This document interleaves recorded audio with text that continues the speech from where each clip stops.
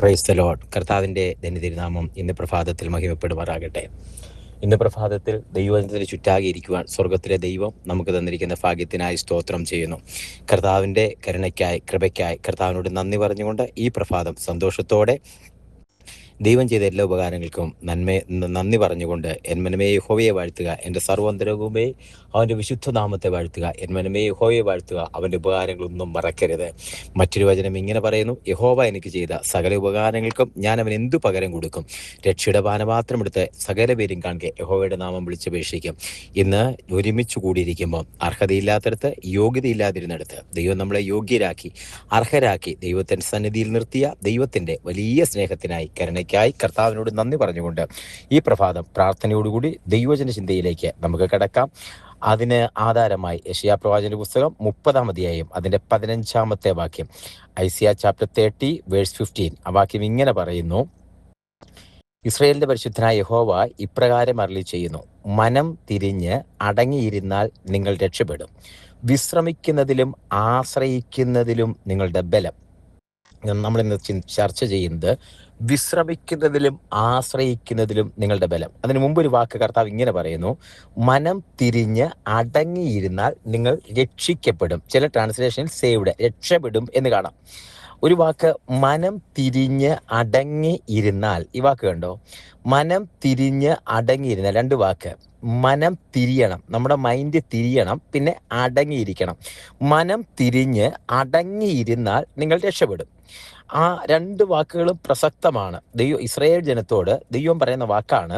പിന്മാറിപ്പോയവരോട് മനം തിരിയുവാൻ ആവശ്യപ്പെടുകയും അടങ്ങിയിരിക്കുകയും എന്ന് പറഞ്ഞാൽ പകരത്തിന് പകരം ചെയ്യും, ഞാൻ അങ്ങനെ ചെയ്യും, ഞാൻ ഇങ്ങനെ ചെയ്യും എന്ന് പറയാതെ അടങ്ങിയിരുന്നാൽ നിങ്ങൾ രക്ഷപ്പെടും. ദൈവത്തിന്റെ സന്നിധിയിൽ ഇരിക്കുന്ന താണിരിക്കുക. അതുകൊണ്ടാണ് പത്രോസ് അപ്പോസ്തലൻ പുതിയ നിയമത്തിലെ പത്രോസിന്റെ ലേഖനത്തിൽ ഇങ്ങനെ പറയുന്നത്: അതുകൊണ്ട് അവൻ തക്ക സമയത്ത് നിങ്ങളെ ഉയർത്തേണ്ടതിന് അവന്റെ ബലമുള്ള കരത്തിന്റെ കീഴിൽ ഒരു പ്രകാരത്തിൽ പറഞ്ഞ ഈ വചനത്തിന്റെ ഒരു ട്രാൻസ്ലേഷൻ പോലെ, ഈ വചനത്തിന്റെ ഒരു ന്യൂ വേർഷൻ പോലെ നമുക്ക് ആ വാക്ക് എടുക്കാം. മനം തിരിഞ്ഞ് അടങ്ങിയിരുന്നാൽ നിങ്ങൾ രക്ഷപ്പെടും. ആ വാക്യം പത്രോസ് അപ്പോസ്തലൻ പറയുമ്പോൾ ഇങ്ങനെ പറയുക: അതുകൊണ്ട് കരുണ ലഭിക്കേണ്ടതിന് അതുകൊണ്ട് ദൈവം നിങ്ങളെ തക്ക സമയത്ത് ഉയർത്തേണ്ടതിന് അവന്റെ ബലമുള്ള കരത്തിന്റെ കീഴിത്താണിരിപ്പാൻ. അപ്പോൾ അതേ വാക്ക് അതുകൊണ്ടോ, മനം തിരിഞ്ഞ് അടങ്ങിയിരുന്നാൽ. ഇനി അടുത്ത വാക്ക് പറഞ്ഞേ, വിശ്രമിക്കുന്നതിലും ആശ്രയിക്കുന്നതിലും നിങ്ങളുടെ ബലം. ആശ്രയം എന്ന വാക്ക് നമുക്ക് നന്നായിട്ടറിയാം. ആശ്രയിക്കുക എന്ന് പറഞ്ഞാൽ ആശ്രയം ദൈവത്തിൽ മാത്രമാണ്. ആശ്രയിക്കുന്നതിൽ നമ്മുടെ ബലം, ആശ്രയിക്കുന്നത് ദൈവത്തിലാണ്. എല്ലാവരും അതെ, ആശ്രയിക്കുന്നത് ദൈവത്തിൽ മാത്രമാണ്. ഇവിടെ ഒരു പ്രത്യേകതയുണ്ട്, ദൈവത്തിൽ മാത്രം ആശ്രയിക്കുന്നതാണ് എഴുതിയിരിക്കുന്നത്. അതിലാണ് ബലം. നമുക്ക് ഈ ബലം ചിലർ കുതിരകളിൽ, ചിലർ രഥങ്ങളിൽ ആശ്രയിക്കുന്നു. ഞങ്ങളുടെ ദൈവമായ യഹോവയിൽ ആശ്രയിക്കുന്നു. ഇന്നത്തെ സമൂഹത്തിനകത്ത് ചിലർ പണത്തിൽ ആശ്രയിക്കുന്നു, ചിലർ ബലത്തിൽ ആശ്രയിക്കുന്നു, ചിലർ പവറിൽ, മണി പവറിൽ, ചിലർ അധികാരത്തിൽ ആശ്രയിക്കുന്നു. എനിക്ക് ഇന്നയാളായിട്ട് ബന്ധമുണ്ട്, അങ്ങനെയൊക്കെ ആശ്രയിക്കുന്നു. ചിലർ രഥങ്ങളിൽ, ചിലർ കുതിരകളിൽ, ചില അധികാരത്തിൽ ആശ്രയിക്കുന്നു, പണത്തിൽ ആശ്രയിക്കുന്നു, വ്യക്തികളിൽ ആശ്രയിക്കുന്നു. അതൊന്നും ശാശ്വതമല്ല. ആശ്രയിക്കുന്നത് എവിടെയാണോ അവിടെയാണ് നിങ്ങളുടെ ബലം. ആശ്രയത്വം എവിടെയാണോ. അതുകൊണ്ടാണ് ചില ആളുകളൊക്കെ ഭയപ്പെടാതിരിക്കുന്നത്, മനുഷ്യനെ ശങ്കയില്ലാതെ, ദൈവത്തെ പേടിയില്ലാതിരിക്കുന്നത് ആശ്രയിക്കാൻ ഒരു ഇടമുണ്ടെന്നുള്ള ഉറപ്പുള്ളത് കൊണ്ട്, അല്ലെങ്കിൽ ഉന്നതത്തിൽ പിടിപാടുണ്ടെന്നൊക്കെ ഉറപ്പുള്ളത് കൊണ്ട്. എന്നാൽ ഈ വചനത്തിനകത്ത് ആശ്രയിക്കുന്നത് ദൈവത്തിലാണെങ്കിൽ അതൊരു ഉറപ്പാണ്. അത് ദൈവജനത്തോടുള്ള അരുളപ്പാടാണ്. രണ്ടാമതൊരു വാക്ക് വിശ്രമിക്കുന്നതിലും ബലം. ഈ വിശ്രമിക്കുക എന്ന വാക്ക് പറയുമ്പോൾ കിടന്നുറങ്ങുക എന്ന് നമുക്ക് തോന്നും, അല്ലെങ്കിൽ ഒരു പണിയും ചെയ്യാതെ വെറുതെ കിടന്നുറങ്ങുക. അപ്പൊ വിശ്രമിച്ചാൽ പോരെ? വിശ്രമിക്കുന്നതിലാണോ ബലം? ആ വാക്കല്ല, അങ്ങനെയല്ല ഇവിടെ വിവക്ഷിക്കുന്നത്, അർത്ഥമാക്കുന്നത് ഓടി നടക്കുന്ന ഒരു കുഞ്ഞ് വീട് മുട്ടുപൊട്ടി നിലവിളിച്ച് കരയുക. 5 വയസ്സുള്ള കൊച്ചു നിലവിളിച്ച് കരയുക. അടുത്ത വീട്ടിൽ എപ്പോഴും ചോക്ലേറ്റ് കൊടുക്കുന്ന ചേട്ടൻ വന്ന് പറഞ്ഞു, കുഞ്ഞ് സാരമില്ല, ആശ്വസിപ്പിച്ചു. കുഞ്ഞ് കരച്ചിൽ നിർത്തുന്നില്ല. അടുത്ത വീട്ടിൽ നിന്ന് ചേച്ചിയും ചേട്ടനും വന്നു, അവർ ആ കുഞ്ഞു കരച്ചിൽ നിർത്തുന്നില്ല. വല്യപ്പച്ചനും വല്യമ്മയും വന്നു, കുഞ്ഞു കരച്ചില്ല. കുഞ്ഞ് വലിയ വായിൽ കരയുക, മുട്ടുപൊട്ടി ചോര ചോര കണ്ടുകൊണ്ടാണ് കുഞ്ഞ് കരയുന്നത്. കഴുകാൻ നോക്കി, എടുക്കാൻ നോക്കി, കുഞ്ഞ് കരഞ്ഞുകൊണ്ടിരിക്കുക. പക്ഷെ 1 മിനിറ്റ് കഴിഞ്ഞപ്പോൾ അമ്മ അകത്ത് നിന്ന് ജോലി ചെയ്തുകൊണ്ടിരുന്ന ആ കുഞ്ഞിന്റെ സ്വന്തം അമ്മ ഓടി വന്നു. കുഞ്ഞിനെ എടുത്ത് ആ കുഞ്ഞിന്റെ ഒരു പച്ചിലയൊക്കെ പറിച്ച് മുട്ടയിലും വെച്ച്, അയ്യോ കുഞ്ഞു പോയോ, കുഞ്ഞിന് രക്തം വന്നു, ചോര വന്നോ എന്നൊക്കെ പറഞ്ഞ് ചോരയൊക്കെ കൈകൊണ്ട് തൂത്ത് ഈ കുഞ്ഞിനെ എടുത്ത് അമ്മ അവിടെ നിന്നിട്ട് അമ്മയുടെ മടിയിലേക്ക് കുഞ്ഞിനെ വെച്ചിട്ട് ആ കവിളത്തൊരു മുത്തവും കൊടുത്തിട്ട്, സാരമില്ല കുഞ്ഞേ, നീയോ നിന്റെ കൈ വേദനിച്ചോ, നിന്റെ കാല് പൊട്ടിയോ, സാരമില്ല കേട്ടോ, എന്തിനാ ഓടിയേ എന്ന് പറഞ്ഞ് ഒരു മുത്തം കൊടുക്കുമ്പോൾ ഒന്ന് കെട്ടിപ്പിടിച്ച് ചേർത്ത് പിടിക്കുമ്പോൾ കുഞ്ഞ് കരച്ചിൽ നിർത്തി. കണ്ടു നിന്നവർ പറഞ്ഞു ഞങ്ങൾ ഇത്രയും നേരം ചോക്ലേറ്റ് കൊടുക്കാം, അതിനത് കൊടുക്കാം, ഇത് കൊടുക്കാം എന്നിട്ട് കുഞ്ഞ് കരച്ചിൽ നിർത്തിയില്ല. അമ്മ വന്ന് അതിനെ എടുത്ത് മടിയിലിരുത്തപ്പോൾ കുഞ്ഞ് സമാധാനത്തോടിരിക്കുക. വേദന മാറിയിട്ടില്ല, ചോര നിന്നു പോയിട്ടില്ല, കുഞ്ഞിൻ്റെ അസ്വസ്ഥത മാറിയിട്ടില്ല, ആ കയ്യിലെയും കാലിലെയും പാടും മുട്ടുപൊട്ടിയതും ഒന്നും മാറിയിട്ടില്ല. പക്ഷേ കുഞ്ഞിൻ്റെ കരച്ചിൽ നിന്നു. അപ്പോൾ ആർക്കും അറിയാത്തൊരു കാര്യമുണ്ട്, ഈ അമ്മയും കുഞ്ഞുമായിട്ടൊരു വൈകാരിക ബന്ധമുണ്ട്.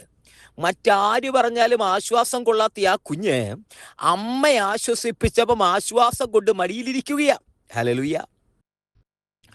ഇതാ ആ കണ്ടു നിൽക്കുന്നവൻ പറയും, കണ്ടോ കുഞ്ഞ് സ്വസ്ഥമായിട്ടിരിക്കുന്നു അമ്മയുടെ മടിയിൽ, വിശ്രമത്തോടെ സ്വസ്ഥമായിട്ടിരിക്കുന്നു. ഇതാ സ്വസ്ഥത, ആശ്രയിക്കുന്നതിലും വിശ്രമിക്കുന്നതിലും. കുഞ്ഞ്, നീ ആരുടെ അടുത്താണ് വിശ്രമിക്കുന്നത്? ഇന്ന് പ്രഭാതത്തിൽ നീ ക്ഷീണിക്കുമ്പോൾ, എൻ്റെ മനസ്സ് ക്ഷീണിക്കുമ്പോൾ ഞാൻ ഭൂമിയുടെ അറ്റത്ത് നിന്നെ വിളിച്ചപേക്ഷിക്കും. ആ വിളിച്ചപേക്ഷിക്കുമ്പോൾ കേൾക്കുന്നൊരു ദൈവമുണ്ട്. നിന്റെ പ്രാർത്ഥന കേൾക്കുന്നൊരു ദൈവമുണ്ട്. നീ എവിടെയോട്ടാ വിളിച്ചപേക്ഷിക്കുന്ന ഇടം, നീ ആശ്രയിക്കുന്ന ഇടമാണെങ്കിൽ അവിടെ നിനക്കൊരു വിശ്രാമ കേന്ദ്രമുണ്ട്. അതിൻ്റെ അർത്ഥം സ്വസ്ഥത നൽകുന്ന ഇടമുണ്ട്. സ്വർഗത്തിന്റെ അടുത്ത്, യേശു കർത്താവിന്റെ അടുത്ത് ആ മടിയിൽ കയറിയാൽ നിനക്ക് സ്വസ്ഥതയാ. ഒരു കുഞ്ഞ് അമ്മയുടെ മടിയിലിരുന്ന് സ്വസ്ഥത അനുഭവിക്കുന്നത് പോലെ. വേദനയുണ്ട്, സങ്കടമുണ്ട്, മുട്ടുപൊട്ടിയിട്ടുണ്ട്, ചോര ഒഴുകുന്നുണ്ട്, ചുറ്റും ആളുകൾ നിന്നെ കുറ്റപ്പെടുത്തുന്നുണ്ട്. ഇതൊന്നും നിന്റെ പ്രശ്നമല്ല. കാര്യം നീ ഇരിക്കുന്നത് ആ കർത്താവിന്റെ മടിയിലാ, കർത്താവിന്റെ സാന്നിധ്യത്തിന്, ആ കരവല്ലഭത്തിനുള്ളിലാ. ആ കരവല്ലഭത്തിന്റെ വല്ലഭത്വത്തിന്റെ അകത്താ കുഞ്ഞെ നീ ഇരിക്കുന്നെങ്കിൽ നിനക്ക് വേദനയുണ്ട്, സങ്കടമുണ്ട്, പക്ഷേ വിശ്രാമ സ്ഥലത്താ, സ്വസ്ഥതയുള്ളിടത്താണ് ഇരിക്കുന്നത്. ആ സ്വസ്ഥതയാണ് നീ അനുഭവിക്കുന്നത്. ഇന്ന് ഈ പ്രഭാതത്തിൽ സ്വസ്ഥതയോടെ ആ ദൈവസന്നിധിയിലേക്ക് നമ്മെ തന്നെ സമർപ്പിച്ചുകൊണ്ടായിരിക്കാം ആശ്രയിക്കുന്നതിലും വിശ്രമിക്കുന്നതിലും നിങ്ങളുടെ ബലം.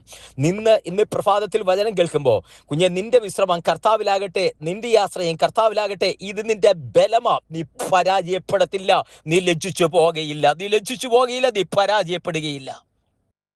കർത്താവിന്റെ കരങ്ങളിലേക്ക് സമർപ്പിക്കാം, ഒരുമിച്ച് പ്രാർത്ഥിക്കാം. സ്വർഗീയ പിതാവേ, ജനത്തെ അനുഗ്രഹിച്ച് പ്രാർത്ഥിക്കുന്നു. അങ്ങയുടെ നാമത്തിൽ ജനത്തെ അനുഗ്രഹിക്കുന്നു. കർത്താവിന്റെ കരം കൂടിയിരിക്കുന്നതിനായി സ്തോത്രം. പിതാവിന്റെ പുത്രന്റെ പരിശുദ്ധാത്മാവിന്റെ നാമത്തിൽ ജനത്തെ അനുഗ്രഹിച്ച് പ്രാർത്ഥിക്കുന്നു. അസാധാരണ സാന്നിധ്യം കൊണ്ട് നിറയ്ക്കുന്നതിനായി സ്തോത്രം. അങ്ങയുടെ നാമത്തിൽ ജനത്തെ അനുഗ്രഹിച്ച് പ്രാർത്ഥിക്കുന്നപ്പാ. സ്വർഗത്തിന്റെ കരം ഇന്ന് ജനത്തോടു കൂടിയിരിക്കുന്നു. വിശ്രമിക്കുന്നതിലും ആശ്രയിക്കുന്നതിലും ബലം. കർത്താവെ, അങ്ങിൽ ആശ്രയിക്കുവാൻ, അങ്ങിൽ മാത്രം ആശ്രയിക്കുവാൻ, അങ്ങയുടെ ആ കരവല്ലഭ ആ സാന്നിധ്യത്തിൽ വിശ്രമിക്കുവാൻ, സ്വസ്ഥത അനുഭവിക്കുവാൻ ജനത്തെ ഒരുക്കുമാറാകണമെന്ന് പ്രാർത്ഥിക്കുന്നു. തൃക്കരങ്ങളിലേക്ക് സമർപ്പിക്കുന്നു. അവിടുന്ന് പ്രാർത്ഥന കേട്ടിരിക്കാൻ സ്തോത്രം. എല്ലാ മാനവും മഹത്വത്തോടെ നിൽക്കും യേശുവിൻ നാമത്തിൽ തന്നെ. ആമേൻ, ആമേൻ, ആമേൻ. കർത്താവ് എല്ലാവരെയും അനുഗ്രഹിക്കട്ടെ. നാളെ നമുക്ക് വീണ്ടും കാണാം. അതുവരെ ദൈവത്തിന്റെ വിശാലമേറിയ ചെറുകടിക്കുള്ളിൽ നമ്മളെ മറയ്ക്കുമാറാകട്ടെ. God bless you and thank you so much.